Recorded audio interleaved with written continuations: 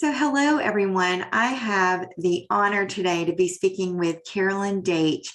Carolyn Daitch is a PhD psychologist in Michigan, and she's a specialist in treating anxiety, and particularly in how she integrates cognitive behavioral therapy, mindfulness, and clinical hypnosis to treat anxiety. So she's going to be talking to us today about that. She's written is it 3 or 4 books that you 4 books? Four books. Now, one of the books that I have of hers, and I've had it for years, the Affect Regulation Toolbox, has been like a Bible to me for so many techniques for helping clients with anxiety.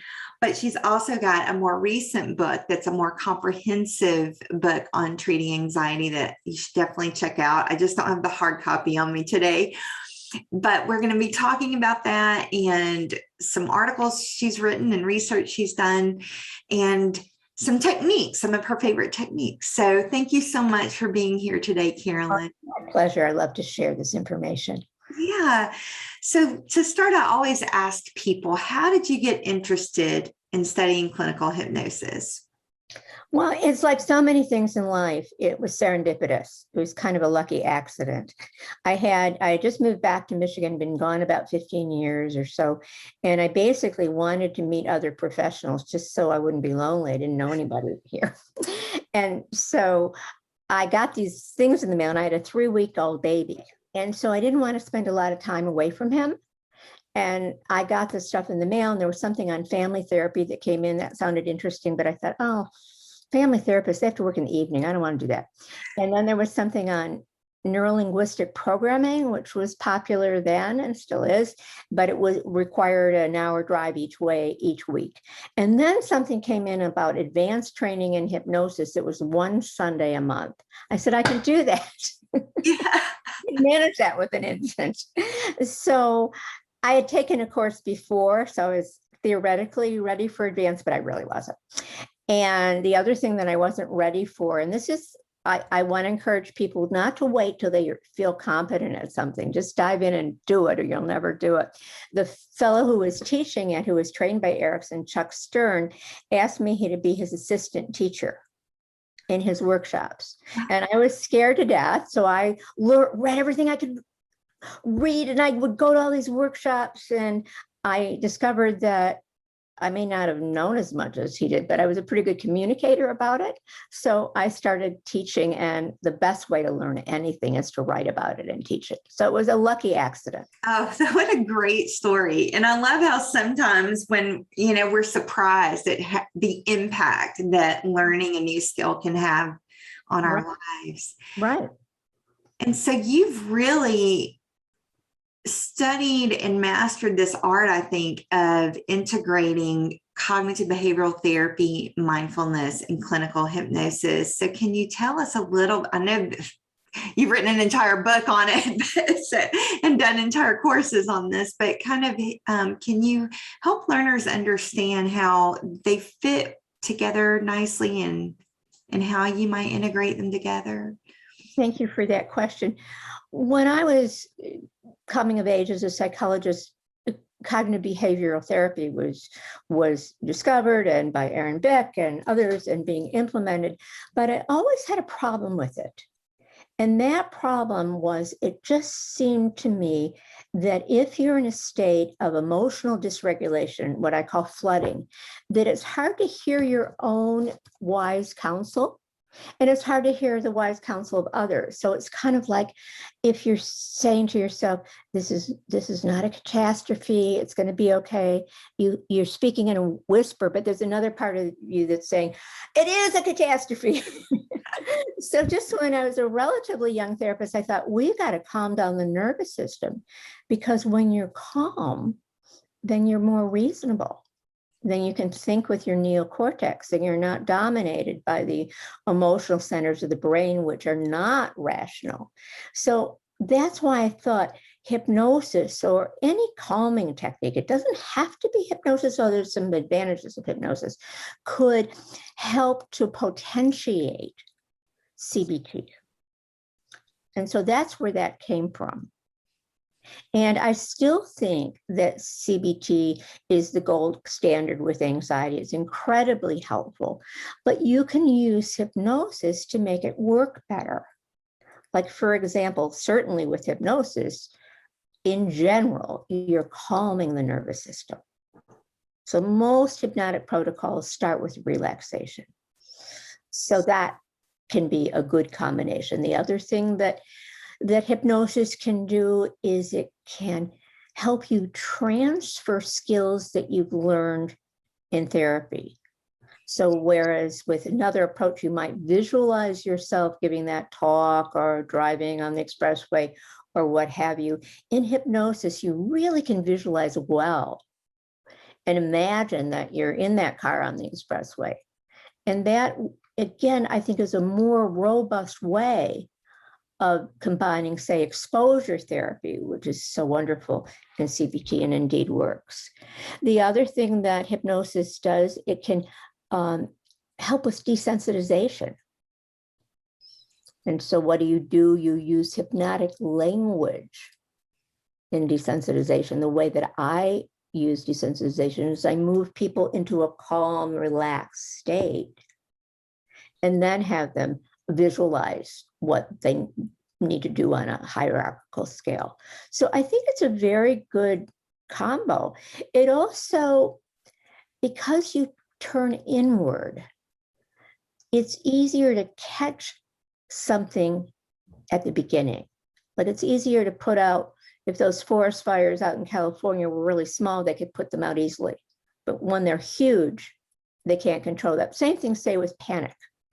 If you can check inside a few times a day, and again, that gets into mindfulness, we kind of check in, what's going on in there? Courtney, what's happening? And then if you know that tension in your chest, which might precede a panic attack, you can go, whoa, I need a little space here just to quiet my nervous system so it doesn't get to that point.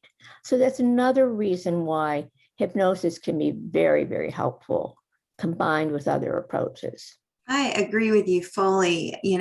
I've seen it in my practice in working with trauma. So much of what people present with is anxiety. Mm-hmm. And I agree with you that so often the anxiety is so high, or they're so dysregulated, or they might be hypoaroused, that it's very hard for them to apply the CBT techniques in the beginning. So having mindfulness and or hypnosis as a way to begin to feel some sense of control, like I can calm the nervous system. Right. You're exactly right. It's very helpful. And even in hypnosis, which you already know because you've had training, you can create hypnotic phenomena like getting numbness in your hands or warmth in your hands. And then you can say, well, if I can do that, I can do this. Yes. The other thing you just mentioned that I want people to hear is, it sounds like you also teach people how to do a body scan, not like the 45-minute body scan and MBSR, but just how to briefly check in with their body and check in with their thoughts and their emotional state as well. Yes. So it's not necessarily in this order. People ask me, what order should I do it in? It can vary. But if I were to suggest something, is for somebody who's agitated or having a flashback or whatever it is, to just say, there it is. To start with mindfulness. There is that sensation in my throat or my chest or my stomach. There it is.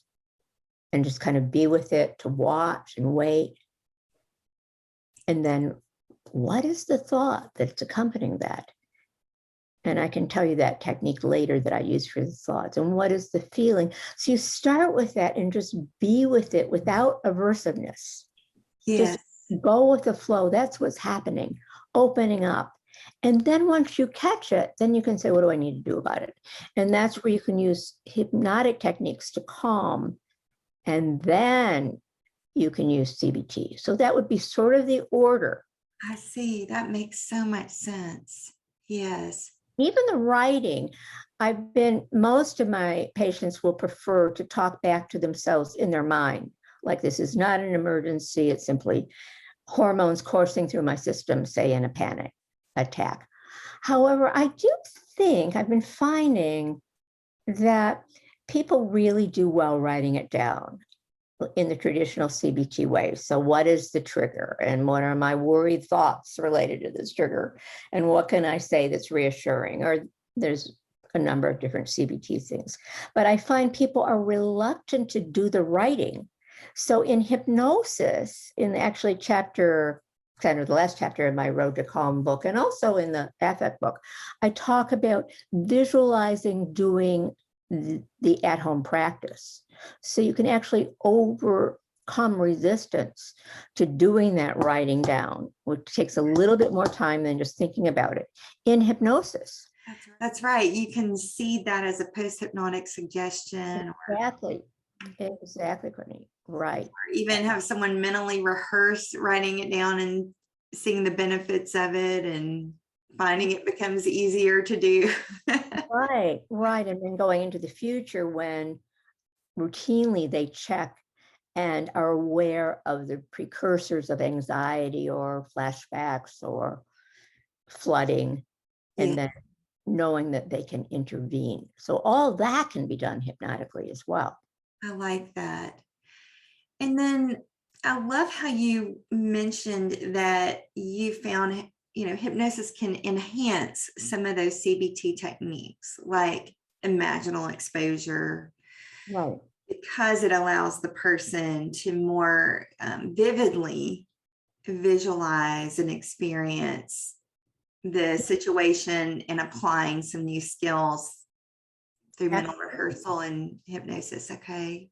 And the other thing hypnosis does that I wanted to also mention is that people with anxiety tend to be rigid.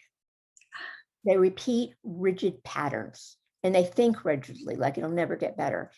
And one of the wonderful things about hypnosis is that it increases flexibility.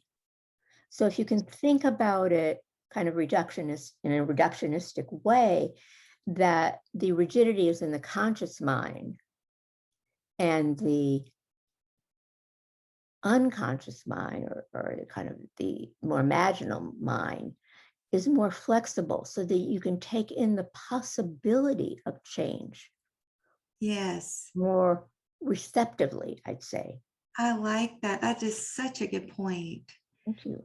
And when you're introducing it to your patients or clients, how do you introduce, do you use the word hypnosis all the time, or how do you introduce some of these? Well, that's a good question. If it's a new client patient, I never know what to call them either. I actually have changed, maybe about 15 years ago, where I do a hypnotic intervention the first session. Because people with anxiety are in a hurry. They don't want to wait till you do an assessment and your history. They want better, get better right now. That's so true. I do something that first session so that they can have some relief. And also the secondary benefit of that is that I'm training them in how I work. Nice. Now, on the other hand, your colleagues who've been working with people for a long time and haven't introduced hypnosis just need to be straight about it. We've been working a long time, reworking the trauma, understanding your family, or et cetera, whatever approach they've been using.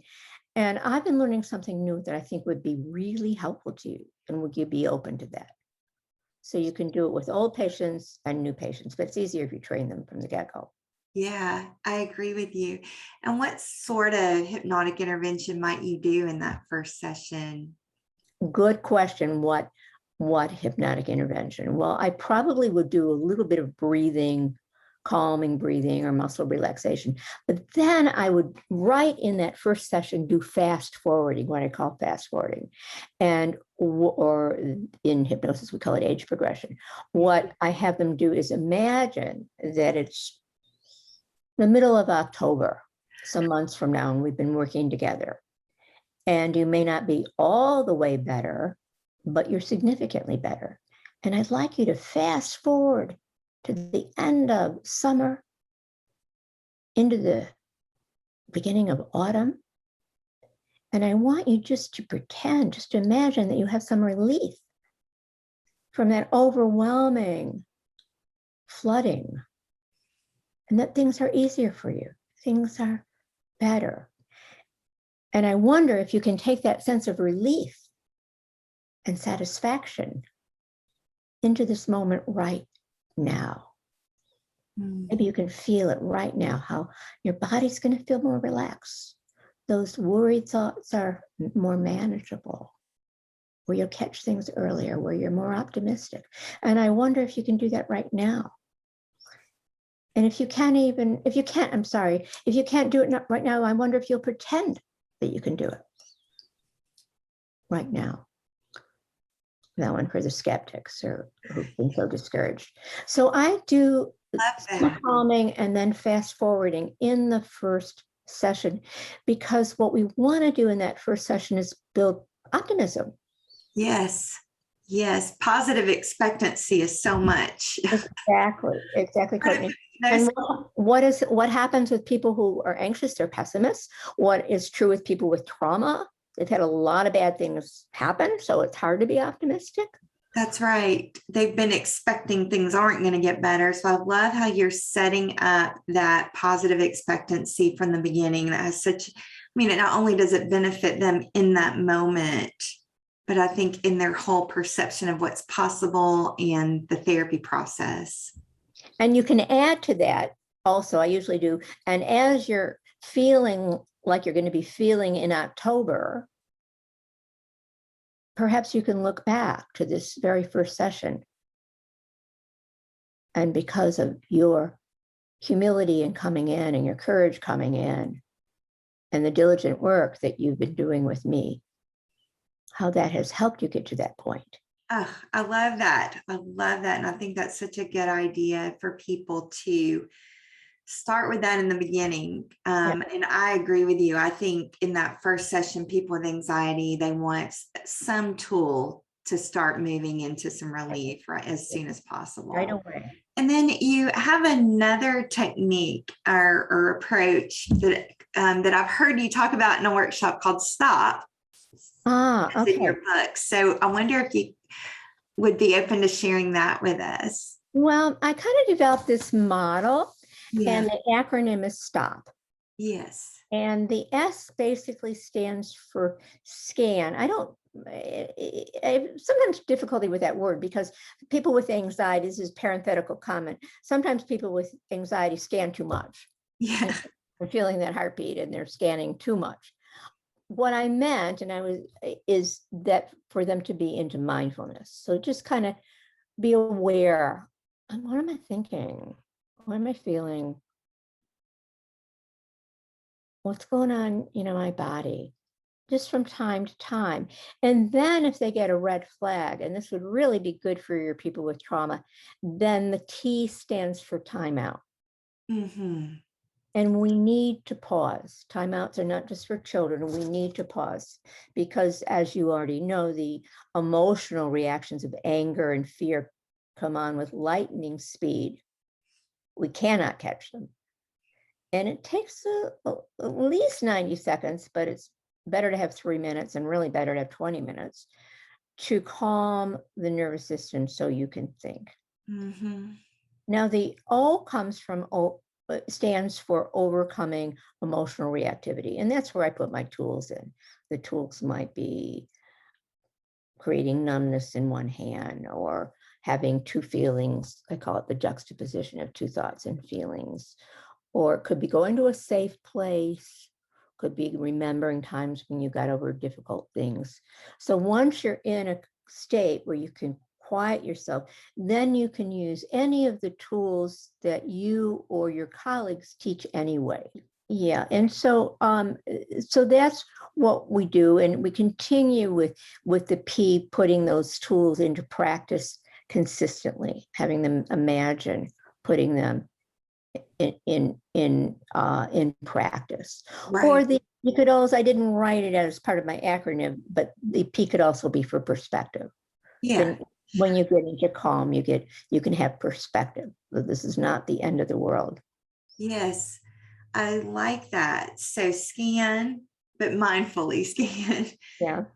And then time out. And then overcoming the emotional flooding with some calming techniques, breathing, whatever you guys have in your tool chest anyway, you Yeah. already know them.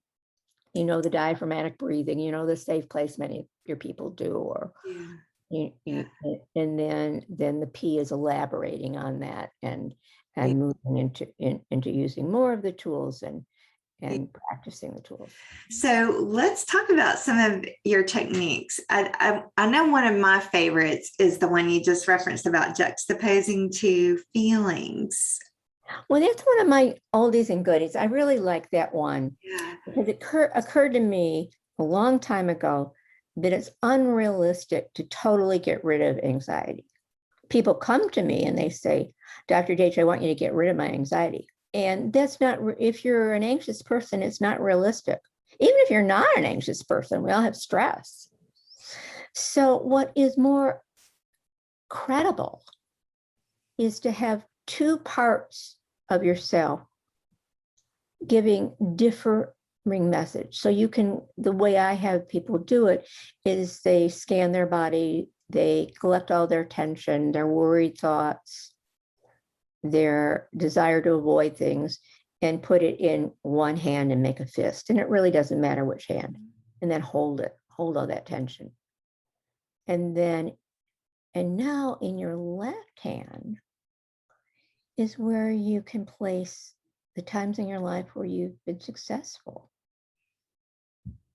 As long as it's not contaminated by trauma, perhaps I should ask you if some of your military people have gone through things in a really sound, solid way, or helped another service person. Right. People who've been through the war can remember helping. Absolutely. Yeah. And staying into calm. And all of us as adults have times where we remember counseling a friend or training a puppy or offering counsel to a child. Yes. So all those strong parts of self can be put into the other hand. Right. And then if you can see this, you can bring your knuckles together. Yes, I can see. Yes. Touch them, open your fingers, put them on your heart. And both, that you're capable of both. You're capable of reassuring, kind, loving, compassionate thoughts to yourself. All the while you might be frightened or agitated or worried about something bad happening. And I wonder in the future, when inevitably, like all human beings, that you have a moment where you're feeling anxious or worried or even flooded, whether you could put all of those feelings in one hand and contain them there, and then access strong, wise, calm, competent parts in the self. And it mitigates shame too. All of these techniques mitigate shame. Right. Because if some people feel like if I don't get rid of it, it means that I'm weak. In the reality, it's about management, not about getting rid of. And so I like that you help people understand their nervous systems and that in a very non-judgmental way. And then it's about learning how to manage it. How to manage it and not judge it. Right. I'll say, I just said to a client this morning, he was so angry at himself for having anxiety. And the anxiety isn't really optional, it just comes. Right. But rating yourself for it is the second level of suffering that is optional. Right. And with someone who has panic symptoms, the most important thing that we can do with people with panic is to neutralize the significance of what we call psychobabble interoceptive responses. Yeah. So in other words, that it is normal if you have a panic attack to have your heart beating quickly. It is normal to get dizzy. It is normal to sometimes get feelings of numbness or a sense of unreality, disassociation. What makes panic so tricky is that the very same interoceptive phenomena are often a signal that something serious is wrong. So sometimes numbness is a stroke. And sometimes a feeling of unreality or dizziness could be a sign of something, of a tumor or that kind of thing, or people think who have derealization or depersonalization that they're going crazy. So the challenge, unlike, say, let's say you have allergies, this is allergy season in Michigan. So if I'm a little itchy or sneezing or coughing, I don't think I'm going to die. I don't have to go to an ER for that.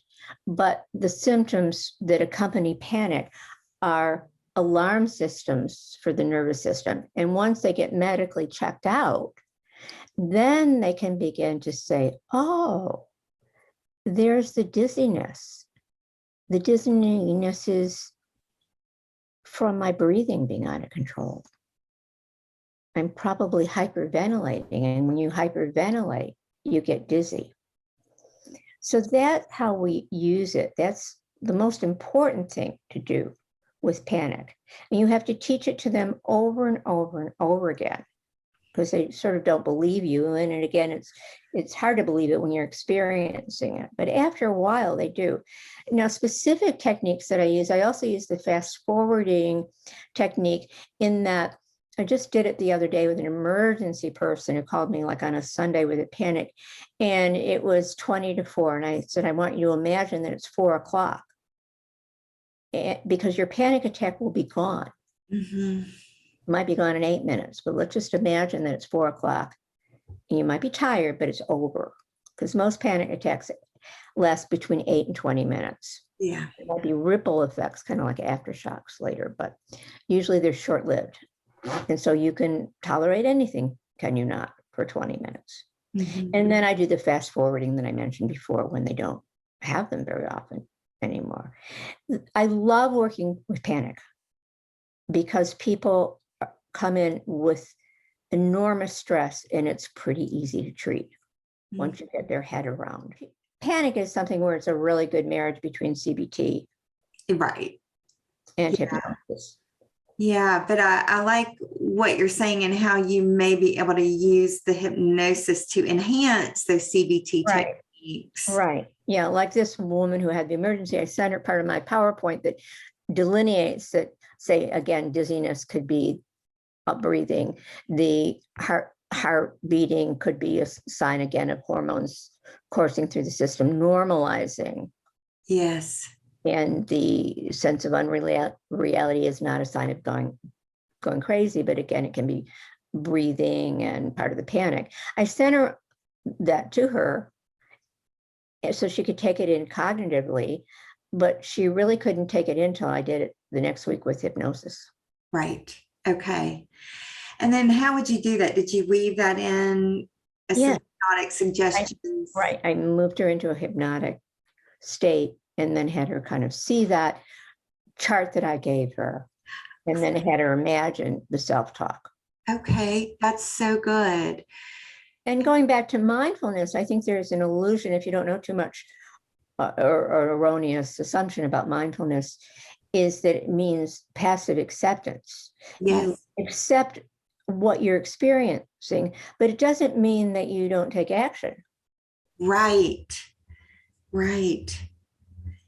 So if you're, say, anxious about giving a presentation, you might go into mindfulness and say, oh, that feeling in my stomach is related to that presentation, and then move into calm, and then say to yourself, will be fine. I've given presentations before. People are not going to really be judging me. Mm-hmm. And an action you could take is to rehearse a lot. Yes. And you can also use hypnosis for anchors. Yeah. I've used them anchors with people who've had to give really big talks in front of a few thousand people, or be on CNN, or, there are things that would make any of us stressed. And they have an anchor, a thumb and forefinger, the okay signal is you move them into calm, you anchor it physically, and then you say, I can handle it. And then you do that right before you give the talk. Or I had somebody just recently who's going to be televised, and the cameras were going to be an anchor for her. That's brilliant. Mm-hmm. I love that. Another anchor that I used in a very daunting experience for me. I was a keynote speaker in Germany, and there were going to be a few thousand people, and I was really scared. And someone I met at the conference said to write my real age on my notes. And that was a good anchor, because if you had asked me, how old do you feel giving this talk, I would have said 30, like a brand new minted PhD who shouldn't be up there.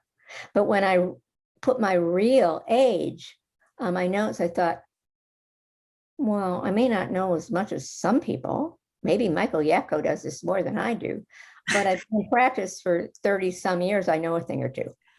Yeah, you certainly do. So that was helpful, just having that visual anchor as well. Yeah. The other thing related to that I will throw in, it's not a question you've asked me, but something I want to share, is that people will typically come in to see me and say, Dr. Daitch, I know you work with hypnosis as a tool, but you're not going to be able to hypnotize me because I'm way too nervous to be hypnotized. Yes. And then what I say to them is that, well, my guess is you're going to be a good subject. And you know why? Because in order to be a good hypnotic subject, you have to have a good imagination. And you probably can imagine everything that can go wrong. And they say yes. And then I'll say another correlate with high hypnotizability is being sensitive of physical manifestations. And I bet you notice aches and pains and sensations more than other people. Yeah. And then stay with them and they say yes. And then I'll say another correlate with being a high hypnotizable is being able to have very narrow attention. And I bet when you worry about something, you can't stop worrying because your attention is so narrow. And it's kind of like what they talk about, a yes set. Yeah. I'll say, so I imagine you'll be a high hypnotizable. If you're not, you may be the first person I've had with anxiety who isn't. And usually there always are. Sometimes not the first session because they'll still have that guard. But by the second session, they'll say, oh my gosh, I've never been so relaxed in my life. And the thing you have to be wary of, though, if you'll let me go on, is people who have PTSD who dissociate too easily. So you have to have a signal. I had one patient where I took her pretty deeply and it was too much. So it's almost like being an anesthesiologist, where you want to take them low enough, deep enough so they get the benefit of hypnosis, but not so deep that they feel like they're losing control, which is very scary for people with PTSD. So what I did with this one woman where I learned it is she just put her hand up if she was going too deeply. And so I guess as you're preparing somebody, just to let them know if at any time, right, you get to feel. Yeah.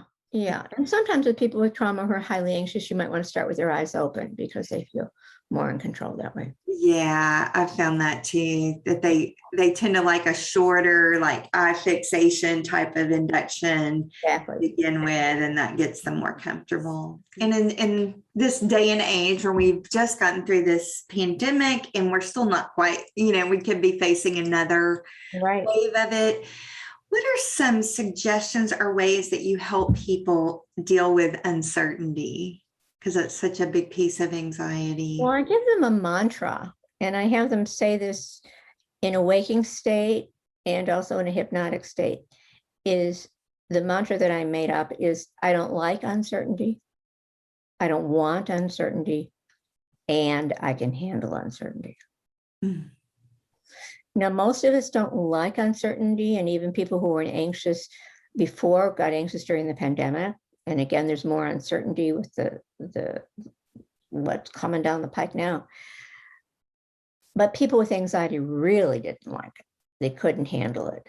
But the reality is we must live with uncertainty. But in a kind of mindful, accepting way, I have them say, I don't like it. I don't want it. And let them accept that they don't like it and they don't want it. I think that's so empowering. Yeah. That I don't like it, I don't want it, and I can handle it. Right. Rather than kind of pretending that they can just go right to tolerating it. Right. It's uncomfortable for this population, really uncomfortable. Very. And I also think that harkens back to what you said earlier in that juxtaposition. You know, I think there's so much value in just accepting the reality Of what is, and not pushing against the river. Yeah. Right. Go where it is. Yeah. That the mindfulness, the CBT and the hypnosis I've been doing for decades. In more recent years, I've been adding the mindfulness, and I find it incredibly powerful. You know, I agree. I think you've got such a beautiful combination and way that you're integrating them to hit, the different aspects of anxiety. Thank you so much. It's been my pleasure. You're easy to talk to. Yeah, I mean, there's so much more that you can learn from Carolyn and Dr. Daitch, and I want to share your website. So we're going to be sharing your website at the bottom of the screen so that they can see that. But if you would just kind of say where they can find more from. Yeah. It's www.carolyndaitchphd.com. And I want to encourage them to check out your books because she has wonderful tools and scripts that you can use for reference. So tell us about your books. Well, thank you for asking. The first one is the Affect Regulation Toolbox, and that's kind of a primer of hypnosis in a way with lots of short scripts. The second one is the Anxiety Disorders Go-To Guide. And that is a book that really covers all the anxiety disorders and what to do about them. And that one can be for clients who want to learn about their anxiety. And I do believe clients should know what they have. The third one that's been my most popular book is called Anxious in Love. And that one is about how anxiety affects relationships. Wonderful. And that one has been, when I say bestseller, it's not like a New York Times bestseller, but it's sold a lot and it's been translated in several languages. And then the last one is called it's sort of a bit of a companion book with the Affect Regulation Toolbook. It's the Road to Calm Workbook. And it comes with an audio program and specific scripts that people can use not only for anxiety, but borderline personality or relationship issues. Yes, there are so many great applications. Yeah. So again, thank you so much. And thank you for inviting me. Yeah, I know they're going to get a lot out of this.